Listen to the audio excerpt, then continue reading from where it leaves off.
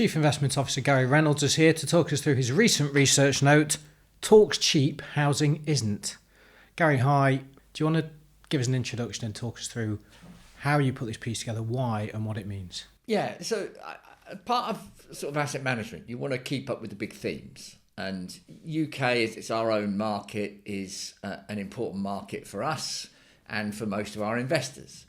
So you want to sort of stay up to date with the big trends. And clearly, we're a country that has a very high level of home ownership.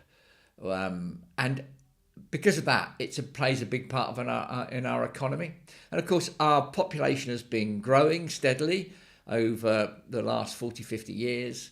But housing hasn't grown at a fast enough rate. Now, this was obvious to the Blair's new Labour government at the turn of the century, and they commissioned a report which was done by Kate Barker, a very, very good report, and looked at what needed to be done to reduce the rate of house price inflation so that the cost of housing didn't get away from new buyers. And 20 years on, I wanted to see how successful it had been, and it's been a disaster, Leo. It's been a disaster. I knew that, but when you approach research, you've still got to approach it with an open mind and see what you find out. Well, you've presented a chart too here, haven't you, that shows us that the Kate Barker targets and the Starmer government annual targets, and that they didn't actually do that bad around 2005-06, but then it's dropped. No, and I want to contrast the Blair government approach with the Starmer government approach. So the Blair approach was, we think we've got a problem, let's look how we're going to solve it. Let's commission somebody to issue a proper report. Let's see what we need to do, and then let's work out how we achieve whatever objectives are set for us by that report. And you can see from that chart in the article that the Blair government were actually starting to get housing up to new starts up to the level it needed to be. So we get a big increase in new builds. Contrast with the Starmer government, which is why I put really the header Talk's Cheap. We're going to build up 1.5 million houses. How?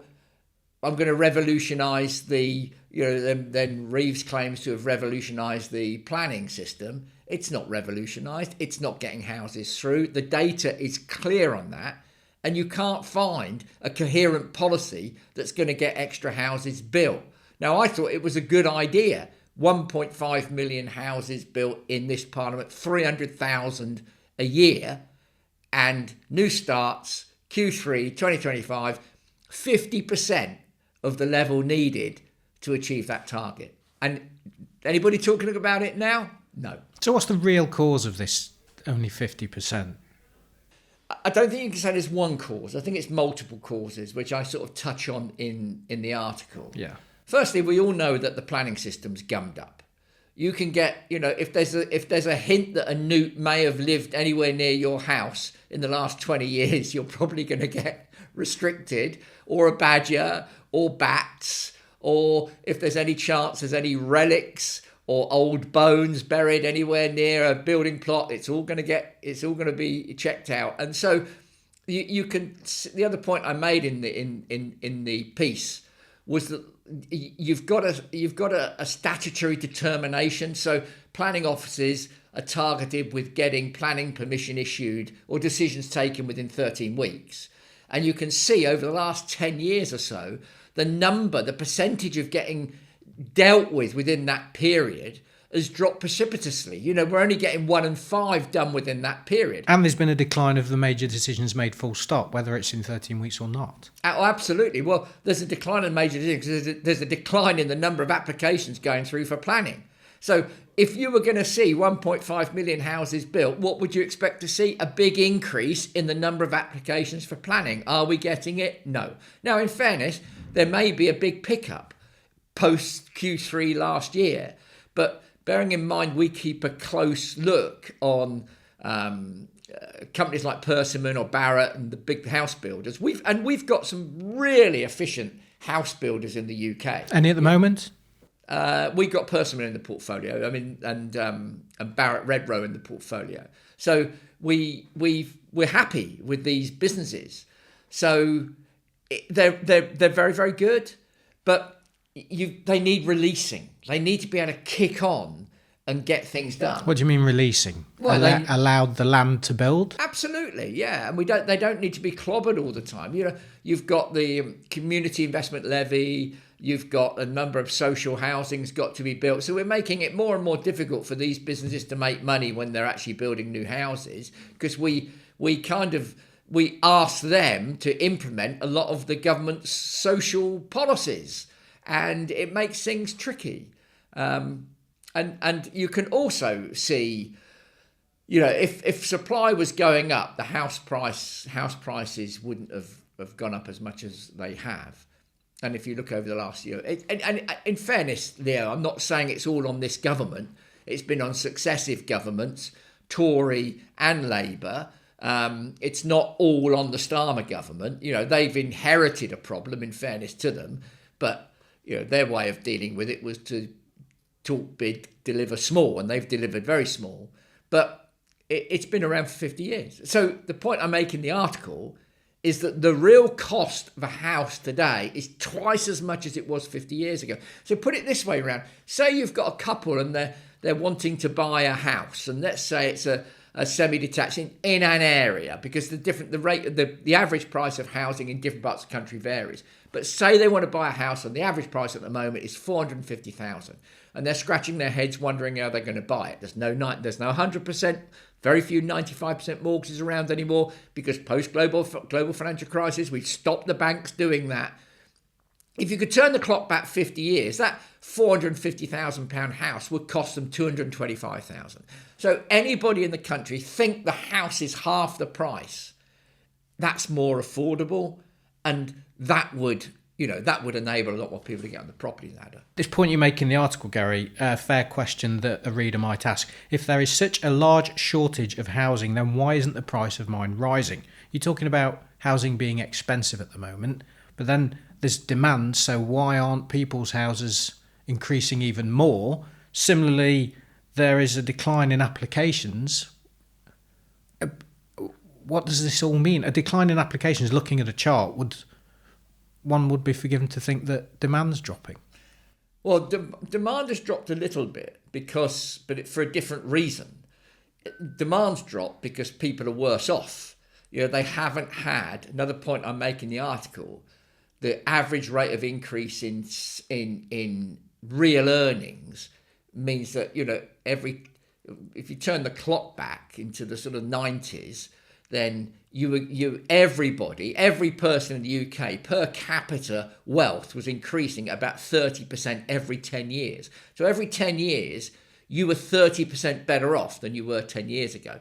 Currently, you're just sneaking above 2% better off. And in some cases, wages have been rising a lot less than the rate of inflation. That's only changed in the past 2 or 3 years. For a long period, they just weren't rising as high as inflation. And that means that people have less disposable income. Now, you turn the clock back 40, 50 years, or pre-global financial crisis, when people could get 100% mortgages. You can't get that anymore. So let's take a typical couple or individual coming out of, because the other point I make, a lot more people are living on their own. Yeah, we'll come to that as well, yeah. People come out of university, what do they come out with now? £60,000, £70,000 worth of debt. They haven't got any money in their pocket. They get a job. The jobs, starter jobs are under a bit of pressure because of AI now. But they get a job and they haven't got the deposit. And unless the bank of mum and dad come and help them out, they're not going to get on the housing ladder. It's really, really difficult for them. So that dampens demand because they've got less people coming in for the starter homes, but you've still got more people going to rented accommodation. I was going to say, this isn't a case of reduced demand, is it? It's accessibility. It's accessibility, yeah. It's not an option for a lot of people. No, you're So what alternatives do they seek? Is this turning more available properties into rented accommodation? It has done, hasn't it, the past 20, 30 years, because house prices have been rising because of this lack of new builds. So there are quite a few clients of ours that have built small property portfolios very successfully over the last few years. And that's been essential because they've then been providing reasonably priced rental accommodation. But it doesn't, my book, it doesn't beat being able to get on the property ladder yourself and have your own property. You mentioned AI.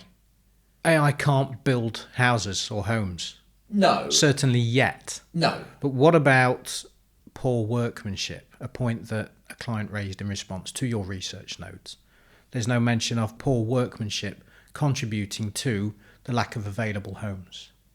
Well, a lack of workmen, you mean, and a lack of requisite skills. Yeah. Yes, that's true. And of course, what we did when we moved out from the EU and voted for Brexit, we have effectively cut off a stream of very, very highly skilled labour coming in from Eastern Europe, Poland, Bulgaria, Czech Republic.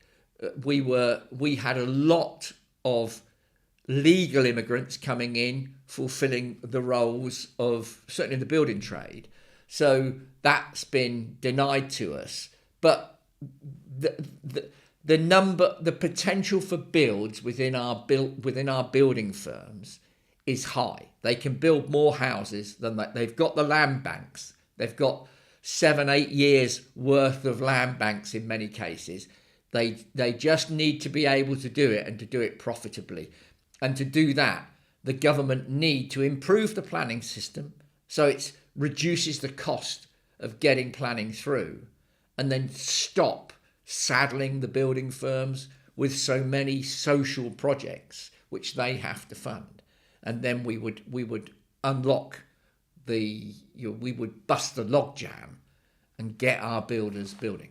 Great for the economy, Leo. Great for the economy. And if that was an objective and we were wholly determined to meet that, what measures would be in place to ensure that these home builders would employ a suitably skilled workforce to ensure we wouldn't end up with another Bellway, aka Hellway, as reported in 2024? Yeah, that's a very good point.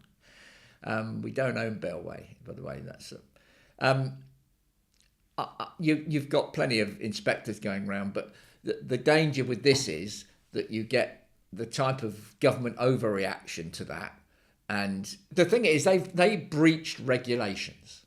So the regulations are there, they just need policing. What you don't want is a knee-jerk reaction to that and a government wanting to look like they're dealing with it and piling loads and loads of extra regulation onto the building firms. That's a trait that this country has gone through in the past 40, 50 years, and it's disastrous because it's meant that we're bogged down with far too much regulation. You mentioned property as an investment for some of our clients, having created small property portfolios successfully. That was off the back of rentals and the likes. What does property investment present as an opportunity for intergenerational planning? Well, it provides a huge opportunity because the family home can be handed down free of a chunk of inheritance tax. It's one of the few assets now that gets any form of concessions on inheritance tax. That's very, very positive. So I think that's a good thing. In terms of what I would say, Leo, in terms of other, those clients handing down those property portfolios to children, that's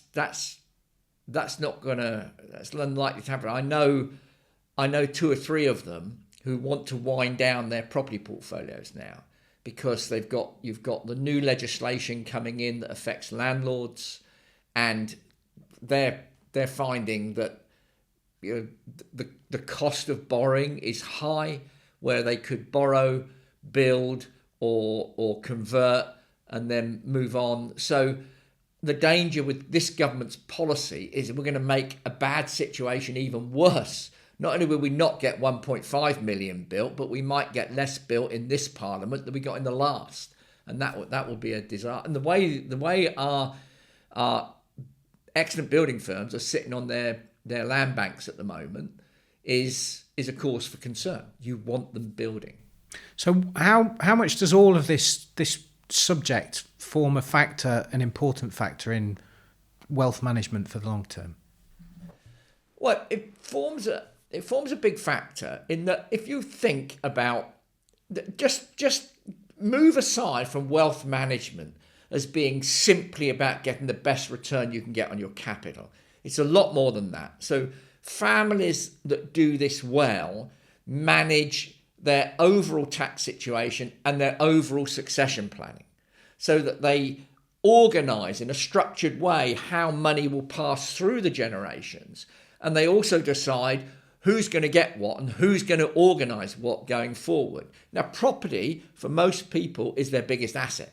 So it clearly forms a big part of somebody's overall portfolio. And how that property is dealt with is key. And there are a whole range of issues, such as what happens when mum and dad want to go into a nursing home, or dad or mum wants to go into a nursing home. It frees up the family home. Of course, that then has to be sold if it's a last survivor and there's nobody living in the property anymore, and that's going to provide funds for the nursing home. So it can be useful in that regard, but it can also be useful at trying to keep that family home in place to get the benefit of the inheritance tax allowances. Now, let me say very quickly, my side is asset management and not necessarily the tax side. You need to talk to Cap and Deck or one of the other guys to get a real in-depth side of that, and that might be something you want to follow up with, Leo, because this is a fascinating subject, inheritance tax now, because the Labour Party put it straight back up there on top of priority by attacking it so heavily in their first budget. So, but property itself is something that we like and we live in, and of course the benefit of the family home is that you don't pay any capital gains tax on disposal, and you get inheritance tax allowances when the asset's been dealt with as part of the estate. You mentioned single person households rising. And my question there is whether this is a result of technology. AI is always the subject at the moment of technology, but what it's doing is enhancing connectivity. Is this fundamentally driving the way that we as individuals interact with the world and each other? And is that a driving factor towards the increase of single person occupancies?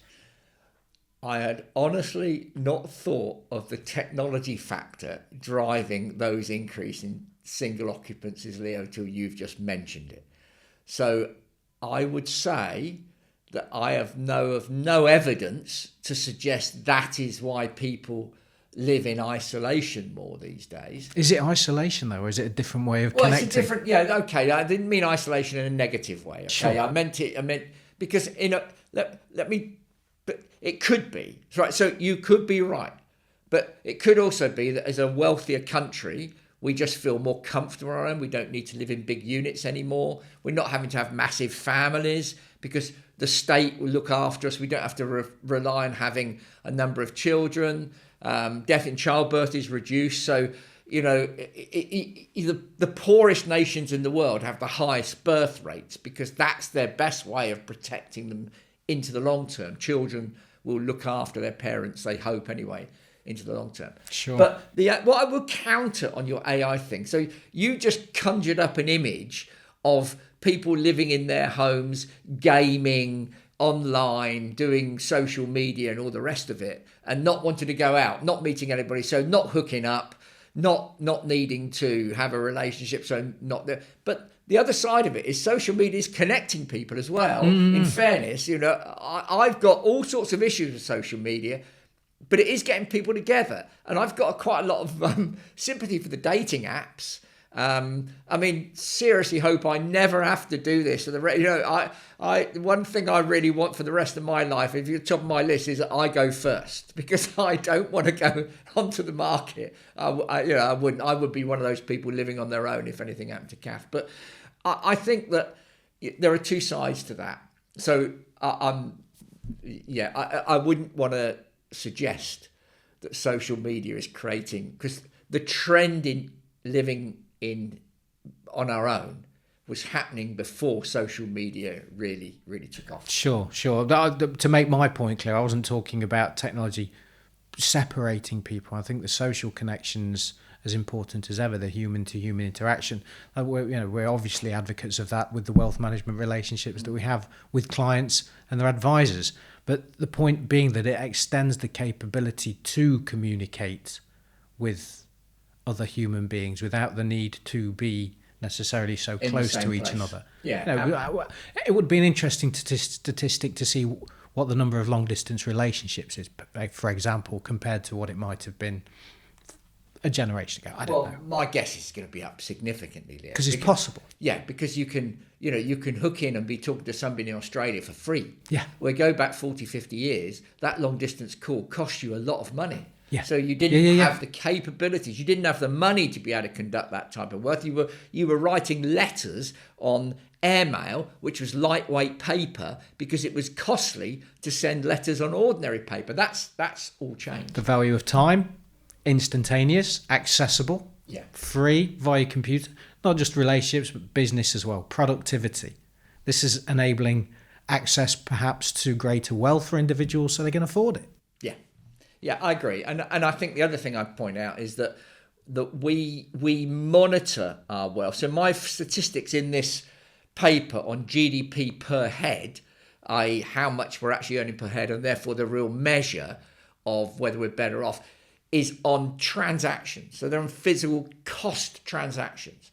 So work done free in the home or charity sector doesn't necessarily get brought in. What you've just touched on is the fact that our lives have been improved in all sorts of ways, which are not only that not reflecting in improved GDP figures, they're actually pulling it down, because now you're not sending airmail and you're just hooking online. That's not registering as a cost on the economy. So as an income, therefore, it knocks GDP back. So actually, some of the advantages we have don't even get measured in the figures. And that's because, I know we're going off a little bit of tangent here, but I think it's important. GDP was introduced to count and measure the country's capability of producing particularly weapons in wartime. It was really designed to measure physical output. Cars, ships, guns, bullets, pans, all this sort of thing. We have now we're mainly service based. It never was really designed to measure that in the way we're living today. So there's a huge issue. I reckon if we came back on did this again in 20, 30 years time, by that time somebody's going to have a better definition of GDP. Gary, we'll leave it there. I'm sure time has got something to say in between everything we've been discussing, and thank you for your insights within the tangents we've covered. If you do have any questions in relation to anything we've spoken about, please get in touch with your advisor or contact us through the website. Thank you.